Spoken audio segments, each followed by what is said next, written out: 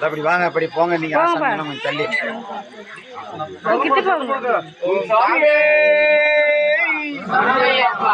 சாமியே கொண்டு போய் கொண்டு சேர்த்து சாமியே சாமியே சாமியே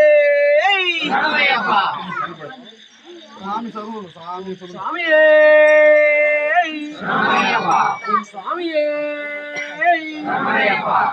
சாமியே சாமியே கொண்டு வந்து கொண்டு சேர்க்கணும் சுவாமிகளே கோயில்